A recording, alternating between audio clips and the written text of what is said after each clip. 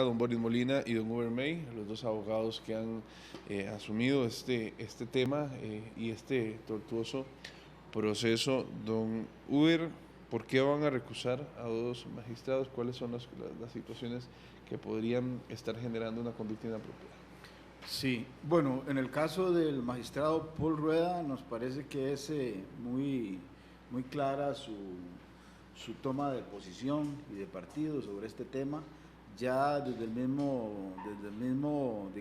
la misma fecha en que emitieron la sentencia de la Corte, unos días después él se apresuró a publicar un artículo en La Nación manifestando su inconformidad, y es un deber ético elemental de cualquier juez de la República que, si ya ha adelantado criterio sobre un tema, abstenerse. Hay un mecanismo que se llama abstención y recusación en la Ley Orgánica del Poder Judicial, en donde uno no debe intervenir. Y si, como yo digo, si la ética no va para eso, tenemos también otros recursos para forzar un poquitito esa decisión. Aquí amablemente ustedes nos trajeron copia del artículo publicado el 30 de diciembre de 2012, escrito por don Paul Rueda, publicado en el periódico La Nación, titulado Consecuencias de un voto, entre signos de interrogación. Y don Paul da cuatro temas, digamos, por los cuales él tiene duda. Después de hacer toda la explicación, abajo dice que por su naturaleza y en virtud de su cargo como magistrado constitucional, dice que no puede expresar una opinión, pero es claramente para ustedes que está expresando y teniendo una opinión. Don Boris, bienvenido. ¿Por qué no nos habla un poco del artículo? Precisamente lo incongruente de este artículo, más que incongruente, yo diría que lo hipócrita del artículo. O sea, porque si uno quiere vertir una opinión sobre un tema y quiere manifestar que se está en contra, ya lo puede decir de frente sin ningún problema.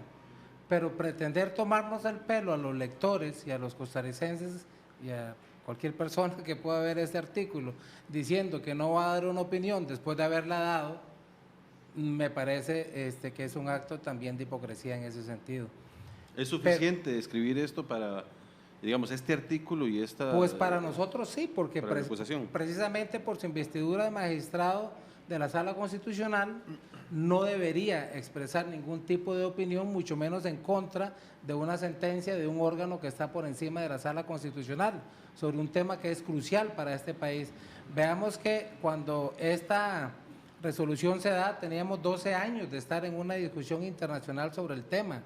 Lo mínimo que un magistrado de la Sala Constitucional debería de hacer es decir que se debe respetar la sentencia de la Corte Interamericana, porque su deber es más, hay un deber constitucional, el artículo 194 en relación con el 11 de la Constitución Política lo obliga a respetar ese orden constitucional, en el cual por supuesto están las resoluciones de la Corte Interamericana. Pero este artículo, como decíamos, lo saca el magistrado Rueda 10 días después de que nos notifican la sentencia de la Corte Interamericana. Entonces nos parece esto aberrante. Eso es decirle al pueblo costarricense, mire, la sentencia no tiene ningún sentido. Y lo peor de todo es que hace hasta el sarcasmo de decir que quedó 5-1 la votación. Mire, recordemos que el caso que nos tuvo 12 años en esta discusión había quedado 5-2. O sea, hubo dos magistrados de la Sala Constitucional en el año 2000 que se opusieron al tema. Entonces, si queremos verlo proporcionalmente, tenía mayor consistencia el voto de la Corte Interamericana, que era 5-1, que el de la Sala Constitucional, que era 5-2. Sin embargo, don Paul hace mofa de este caso y habla... Cinco jueces de la Corte dijeron tal cosa, y yo le diría a un alumno mío, por Dios santo, o sea, ni siquiera tuvo la valentía de hacerlo de frente y de decir, mire, me opongo a esa sentencia, me opongo a esa resolución, sino que lo hizo en esa forma, digamos, choteadora, por llamarlo en términos muy ticos, ¿verdad? Vemos ahora con este curso del recurso que han planteado las personas que se denominan Provida, que hay un 4-3 en la posición. Uno podría decir que esa es la posición en el tema de fondo, pero cuando uno escucha los argumentos, ve un poco de sentido ideológico. Ha cambiado la sala en su conformación, tanto ideológica como en el accionar en este tema. ¿Hay esperanza todavía para ustedes de que la sala pueda dar un resultado favorable hacia el decreto? Bueno, mire, a mí me parece que si la sala tiene una composición distinta, digamos, o no, a la que estableció la prohibición en el 2000, es un tema, digamos, pues importante, pero me parece que aquí lo fundamental es que la Sala Constitucional no puede entrar, no tiene competencia para entrar a conocer este tema. Es decir, ¿qué es lo que está haciendo la Sala Constitucional? La Sala Constitucional está reabriendo el caso Artavia Murillo, está dando pie a una nueva discusión con los mismos argumentos que se dieron ante la Corte Interamericana, y eso es absolutamente inadmisible. Tienen razón los 3 magistrados que declararon que simplemente se debería rechazar de plano ese recurso. Tienen razón en el sentido de sostener que ellos no son competentes para conocer de este caso, independientemente de las posiciones que ellos puedan tener sobre este tema. Podría ser que algunos de ellos incluso no estén de acuerdo con la fecundación in vitro. Se lo digo muy claramente. Por ejemplo, Nancy Hernández en algunos votos ha dicho, bueno, yo no comparto totalmente la sentencia de la Corte Interamericana, pero me parece que ya la Corte, que es un organismo superior, falló, y lo que hay que hacer en este momento es atender y poner en práctica la decisión judicial. Las decisiones judiciales, como muy bien lo dijo la presidenta de la Corte, no se discuten, no se pueden seguir discutiendo y analizando. Una sentencia judicial es algo así como una losa, en donde ya el asunto está planteado. Entonces, yo creo que aquí hay un problema de competencia. Yo le digo, me parece que la Sala Cuarta se está jugando su credibilidad jurídica, internamente e internacionalmente, porque está pretendiendo suplantar a la Corte Interamericana, está invadiendo competencias de la Corte Interamericana, y eso es inadmisible, al margen de las posiciones que puedan tener sobre el tema de fondo, digamos, los magistrados, ¿verdad? Don Boris, ha cambiado un poco la dinámica. Nunca se había cuestionado el accionar ni de un magistrado en este país, ni mucho menos el de un juez. Casi siempre son la parte más intocable de la dinámica del poder. Ahora sí se está cuestionando, claro, y más a magistrados. Pero es que hay una gran justificación, Jonathan. Ahora que Huber comentaba el tema de la indisposición, digamos, que debe de existir realmente en este tema, precisamente porque la Sala Constitucional no es la competente para resolver.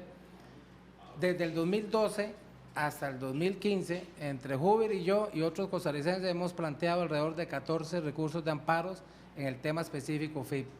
Todos, sin excepción, han sido rechazados. Y el argumento principal del rechazo de estos recursos ha sido precisamente por parte de la Sala Constitucional que ellos no son competentes, que tiene que ser la Corte Interamericana la que resuelva el tema. Uno de los casos, por ejemplo, que yo pienso que es el más dramático, que lo metimos nosotros en el 2013, es de una pareja que cumple con todo el protocolo de infertilidad de la caja. La misma caja certifica que ellos son infértiles y que la única forma de poder ser padres es a través de una fecundación in vitro. La caja certificando eso. Y entonces nosotros le decimos a la Sala Constitucional, mire, ya la caja se pronunció, el Estado tiene que resolver y tiene que cumplir la sentencia. Y la Corte dice, mire, dígale la Sala Constitucional dice, dígale a la Corte Interamericana que le ordene a la caja que resuelva, porque nosotros no somos competentes. Entonces, no son competentes cuando el asunto es a favor de la FIP, pero ahora, en este caso, resulta que sí son competentes porque es en contra. Entonces nos parece un cambio de criterio descarado. Esa es la única forma de calificarlo. ¿Por qué suceden estas cosas? ¿Cómo lo valora usted? Bueno, yo valoro que efectivamente, digamos, en la Sala Constitucional hay un grupo de magistrados que, digamos, se resisten a que esta sentencia se ponga en práctica, y que no distinguen entre la razón jurídica y las razones personales que uno pueda tener. Dicen que incluso hay hasta algún magistrado que es pastor. Yo no sabía que teníamos pastores evangélicos en la Sala Constitucional, y me parece que el deber elemental de un juez es separar sus opiniones personales, sus creencias personales de los asuntos jurídicos. Yo creo que aquí alguna gente se siente tocada en sus valores íntimos y no hacen esas distinciones. Entonces creo que efectivamente hay en la Sala Cuarta algunos magistrados que por un asunto de creencias personales se resisten a poner en práctica una decisión jurídica. Para la visión de ustedes, ¿se sostiene el decreto? ¿El decreto se sostiene por sí mismo? ¿Va a superar esta prueba constitucional en la sala? Sí, claro, es que este análisis es precisamente el que se tiene que dar si se tuviese que analizar el fondo. Y una de las tesis principales que se tendría que analizar ahí es precisamente que la Corte Interamericana es a la que le corresponde precisamente decidir ese tema. Y ayer conversábamos, Hubert y yo, y a mí me parece que tiene mucho sentido esta tesis de invertir, digamos, esa jerarquía de las normas en el sentido de que sea la más favorable precisamente al grupo más vulnerable. En este caso, si la Corte Interamericana dice que es un decreto el que cumple con la sentencia, automáticamente le está cubriendo con el manto de constitucionalidad a ese decreto, y en ese sentido la sala no podría meterse. Básicamente lo que los magistrados disidentes en este voto están diciendo es: nosotros no podíamos resolver porque está pendiente todavía que la Corte Interamericana diga si el decreto es o no conforme con la ¿Y sentencia. ya se le ha pedido el criterio de la Corte? Sí, claro, eso se hizo ahora en la audiencia que tuvimos del 3 de septiembre, y expresamente nosotros lo vamos a solicitar ahora también, para que ojalá la Corte Interamericana resuelva antes de que la Sala Constitucional resuelva el fondo de este asunto. Don Hubert y don Boris, muchísimas gracias por acompañarnos en esta mañana en RTN Revistas.